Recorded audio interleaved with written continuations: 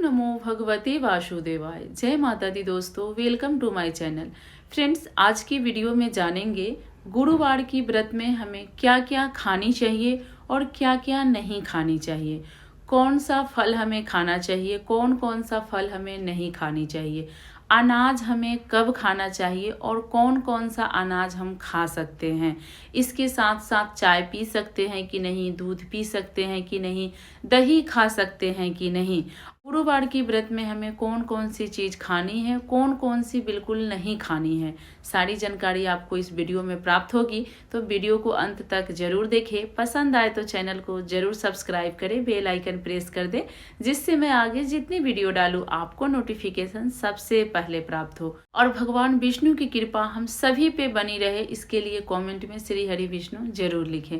चलिए वीडियो प्रारंभ करते हैं और जान लेते हैं गुरुवार के व्रत में हमें कौन कौन सी चीज़ें खानी चाहिए, कौन कौन सी चीज़ नहीं खानी चाहिए। देखिए, सबसे पहले बता दूं कि गुरुवार व्रत की पूजा हमें सूर्योदय से पहले कर लेनी चाहिए।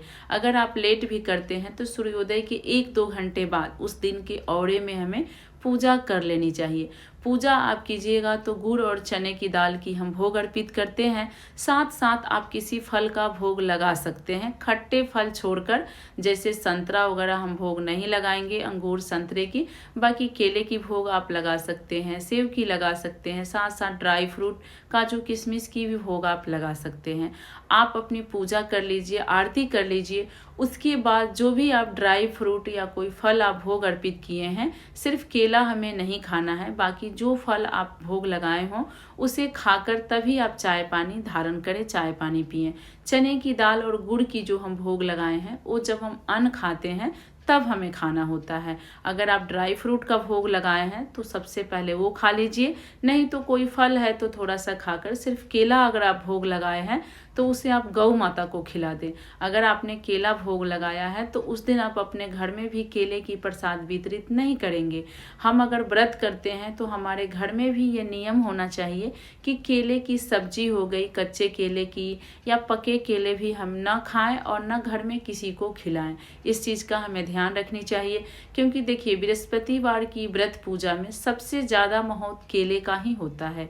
केले की पेड़ की हम पूजा करते हैं, अगर हम केले की भोग लगाते हैं तो इन सब चीज़ों का हमें ध्यान रखनी चाहिए। चलिए उसके बाद जान लेते हैं कि चाय पीनी चाहिए कि नहीं। देखिए, जो लोगों की चाय की आदत है उनको भी कोशिश करना चाहिए कि गुरुवार के व्रत में थोड़ा कम चाय पिए, क्योंकि देखिए खाली पेट ज़्यादा चाय पीने से गैस भी बनता है। और व्रत में कम से कम हमें खानी पीनी चाहिए, ज़्यादा हमें भूखे रहनी चाहिए।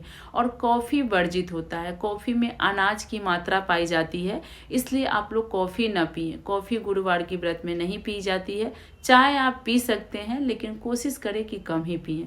आप चलिए दूध पी सकते हैं कि नहीं। जी, दूध बिल्कुल पी सकते हैं, दूध पीने में कोई हर्ज नहीं है। आप थोड़ा केसर डालकर दूध को बॉयल कर लीजिए तो पीला हो जाएगा, आप पीला दूध पी सकते हैं। नहीं तो आप कोशिश कीजिए कि थोड़ा सा गुड़ डालकर, देखिए हल्दी भी अनाज में आता है, तो हल्दी भी हमें बार बार नहीं खानी है गुरुवार के व्रत में। जब हम अनाज खाएंगे तभी हमें हल्दी खाना है। अब हम जानते हैं फल हमें क्या क्या खानी है। गुरुवार के व्रत में खट्टा फल वर्जित होता है, खट्टा फल हमें नहीं खानी है। जैसे संतरा नहीं खानी, अंगूर नहीं खानी, नींबू नहीं खानी है। तो जो खट्टा फल होता है वो आप लोग मत खाइएगा, बाकी हम सब फल फ्रूट खा सकते हैं। इसके साथ देखिए एक फल है नाशपाती।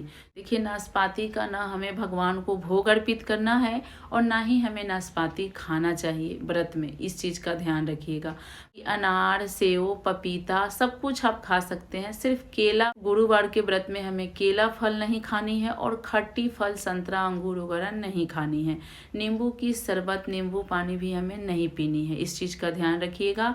अब चलिए दही की बात आती है कि दही खानी चाहिए कि नहीं। इसका भी प्रश्न बहुत सारा आया है मेरे पास कि दही खानी चाहिए कि नहीं। और आप लोग को बता दूं कि गुरुवार के व्रत में सबसे ज़्यादा हमें नियम धारण करनी चाहिए।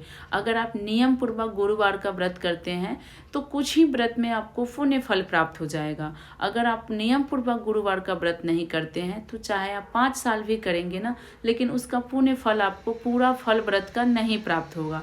तो गुरुवार के व्रत की क्या क्या नियम है इसकी वीडियो मैं अपने चैनल पे डाली हूँ, लिंक डिस्क्रिप्शन में दे दूँगी, आप लोग ज़रूर देखिएगा। अगर उसमें से कोई नियम आप नहीं करते होंगे तो ज़रूर निभाइएगा। देखिए अब चलिए जानते हैं कि दही खानी चाहिए कि नहीं। इसका बहुत सारा प्रश्न भी आया है मेरे पास। तो देखिए दही कहीं भी शास्त्रों में नहीं लिखा है कि दही नहीं खानी चाहिए। लोग अपने आप बोलते हैं कि दही नहीं खानी चाहिए। क्यों बोलते हैं? क्योंकि दही खट्टी हो जाती है। तो अगर आप मीठी दही जमाए हैं, जैसे चीनी डालकर भी दही जमाया जाता है, दूध में चीनी डालकर बॉयल करके दही जमाया जाता है, तो अगर आप गुरुवार के लिए मीठी दही जमाए हैं तो आप खा सकते हैं। बाकी दही खट्टी हो गई है, जैसे गर्मियों के दिनों में एक दिन का दूसरे दिन दही खट्टी हो जाती है, तो वो दही हमें नहीं खानी चाहिए, क्योंकि खट्टा फल हमें गुरुवार में नहीं खानी है। अगर आपकी दही मीठी है, जैसे आपने गुरुवार के दिन सुबह दही जमाया और दोपहर तक शाम तक आप खा रहे हैं, तो वो दही खट्टी नहीं होगी, वो आप खा सकते हैं। अगर दूसरे दिन की दही है, थोड़ी भी खट्टी हो गई है, तो उसे न खाएं। इस चीज़ का ध्यान रखें, खट्टी चीज़ें हमें नहीं खानी चाहिए। देखिए गुरुवार की व्रत हम करते हैं तो साथ साथ माता लक्ष्मी की भी कृपा प्राप्त होती है, इसीलिए खट्टी चीज़ें नहीं खानी चाहिए।